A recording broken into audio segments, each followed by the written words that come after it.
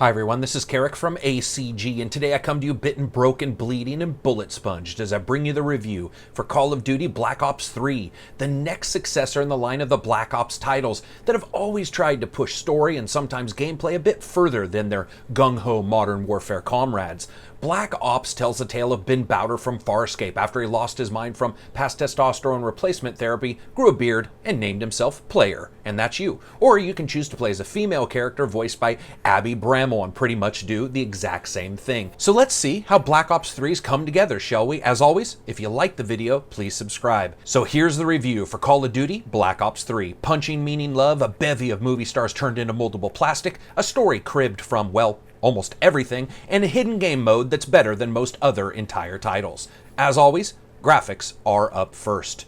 You know, no one can claim the Black Ops games don't go for the gold. Usually with less, hey mom, please love me over the top affairs as Modern Warfare, they've always had a really particular set piece and environmental subtlety that elevated them above the rest, and Black Ops 3 is no exception, though it does seem a bit more big budget summer flickish than the prior titles. And really this shows throughout the entire game, whether you're rappelling across ravines on zip lines while fiery towers collapse in a cacophony of death below you, or just simply working your way through an enemy complex made by a hardcore dungeon master in James Cameron during his Terminator 2 years.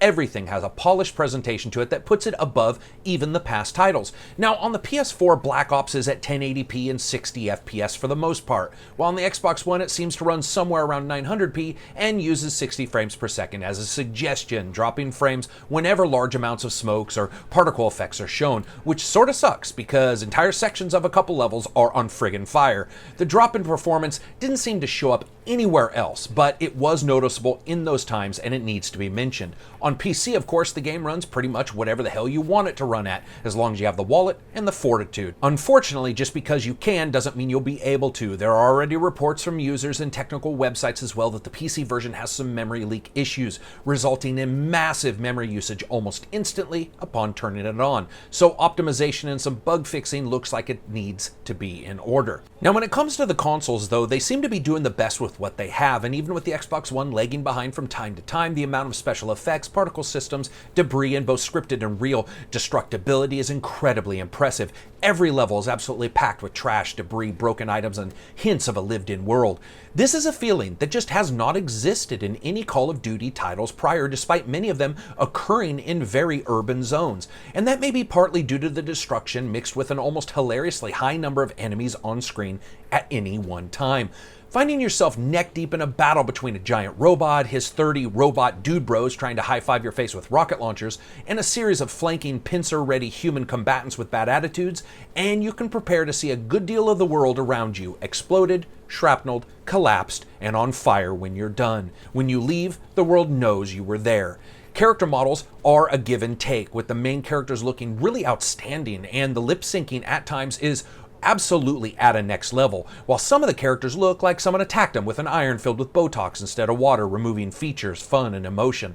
This is especially noticeable in cutscenes where the two types of characters get together to talk, and suddenly an Xbox 360 character and skin textures have snuck into the next-gen versions hoping no one's gonna notice. There are a couple places where it looks like Treyarch took a picture of cottage cheese, painted it brown, and pretended it was the ground just to see if any of us could be fooled. It's not instantly noticeable due to both the way the game moves you forward, but also simply because almost everything is awash with waves of water, bouts of wind, or literally burning down around you. But it is there. Lastly, multiplayer frame rates were absolutely solid, and there was never a hitch or a glitch in the delivery of bullet justice on the consoles. Sound, music, and voice. Search the city archives, give me the location of support columns. You've got to give me time. These systems are down. I'm doing this by eye. We don't have time. Get out of them.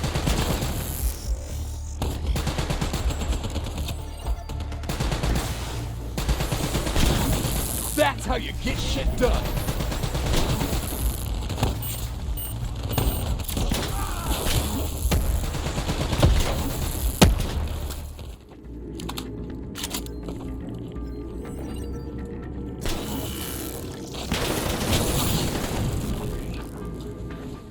And you guys know these are my favorites. Sound is up first in the trilogy of awesome, and it's a bit odd.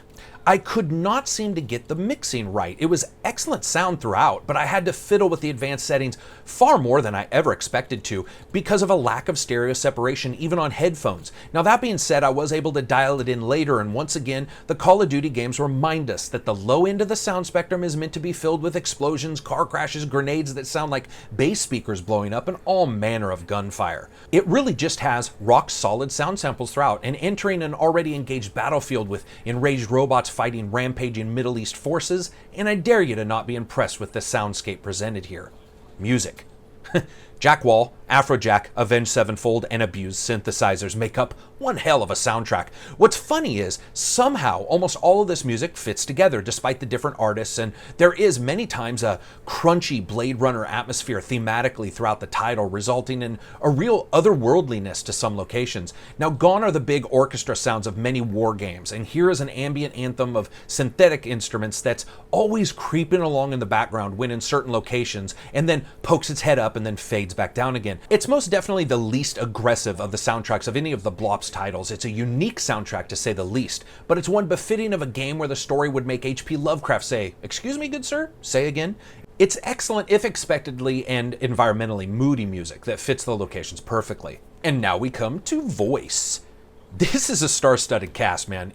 In fact, it easily gives Star Citizen a run for its money, from Jeff Goldblum, Abby Bramall, Ben Bowder, Heather Graham, Ron Perlman, and Katie Sackhoff, and many others filling out the ranks. However, it does get a bit crowded, and there are some surprisingly short appearances by some actors who you would expect to be in the limelight more. Across the board, the performances are surprisingly good, from Bowder and Bramall's uniquely unmilitary cadence as the main players, to Jeff's over-the-top piss-poor magician stage presence one-liners, to Heather Graham's fairly sexy murder voice. It's all handled fantastically. That isn't to say there aren't some weak spots, but much of that is the writing, which I'm going to get to later. When it comes to the delivery of the spoken word, this title is equal to or better than both Black Ops titles prior, which is like saying you like one child more than the other, but frankly here I do.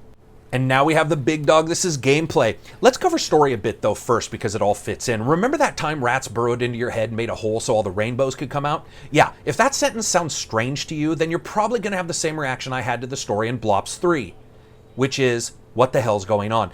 Let's set this up. It's 40 years after the Black Ops 2, with the world in a shambles as cybernetic soldiers have become the way of the future, interconnected to one another via links to their spinal columns and hardwired brain pans. These soldiers are outfitted with networked augmentations, and you become one of them. What follows, though, is a series of stories spread across a somewhat vague timeline that tells a tale of betrayal, transhumanism, rampant artificial intelligence, and asks some pertinent questions. Just how much can you trust your friends? And how much DMT were Treyarch doing before they sat down at Microsoft Word and started typing? Oh, and also, was Mass Effect 3 being played by someone in the background at the same time? Because, yeah. But that's enough about story. The game is really about outfitting yourself in your cool as hell main base and then going out and shooting enemies in their faces. And this is where Call of Duty Black Ops 3 shines for the most part. In your main base, which is at first a sprawling Black Ops airplane, then a somewhat crappy apartment, and then onto a palace bedroom depending on the time frame, you have a gun designer where the OCD and all of us can rage, painting, customizing, and outfitting guns until our heart's content. You also have a virtual reality simulator that allows for engaging hostiles in specific scenarios to try out new tactics and weapons, and you have the ability to create new weapons loadouts. But most importantly, you have the cyber cafe, as I like to call it. That's right here, folks. This is absolutely the meat of the gameplay in the campaign. It's a kiosk of cybernetic creations you can purchase and upgrade, unlocked as you continue. These items offer an extraordinary amount of energetic freedom to the battlefield, outfit a massive hammering punch into the ground to stun your enemies, and mix that with active camo and smokescreen, or maybe choose to debilitate and confuse your enemies by overloading their hearing aids, making them think they're being attacked overhead, or take control of enemies' gun emplacements and turn enemies into frenemies. Each of the cybernetic pathways, chaotic, control, and physical styles, allows for different gameplay types and upgrades later on for you to mix and match, because at first you're only going to be able to go into battle with one tree active, one of those three. But what's really cool is these abilities really do change the gameplay, and add in the fact that you play the game co-op if you want, which means partners will have different skills than you do, means that moments of combat resonance where there's an almost ESP-like feel to your teamwork can and will happen, which is interesting as that's a part of the story, and unlike many titles that try to reflect it across gameplay and fiction, this one actually does it. And then In the end, you have the mission selector. This is where you can either play the missions in order or play them out of order, something unique for this title. I chose in order, and after doing so, realize now why they let you do such a unique thing. It just doesn't matter because really, the story's just all over the place. So put your brain on autopilot and enjoy the absolutely wonderful large set pieces. Sadly, that's where one problem rears its ugly head, and that's level design.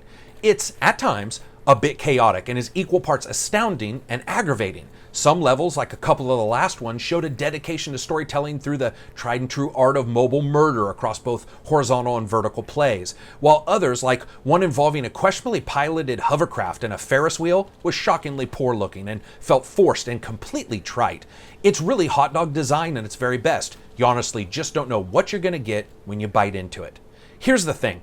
A shooter really is based on 4 things: movement, AI, location, and weapons, and Black Ops mostly nails them all, whether slipping under debris at full speed to melee an enemy Terminator, to leaping across a chasm to circle around a dug-in group of enemies. The game's movement is spot on, and the enemy AI has been reworked wonderfully. It flanks, performs pincer movements, and gangs up on you with stunning regularity.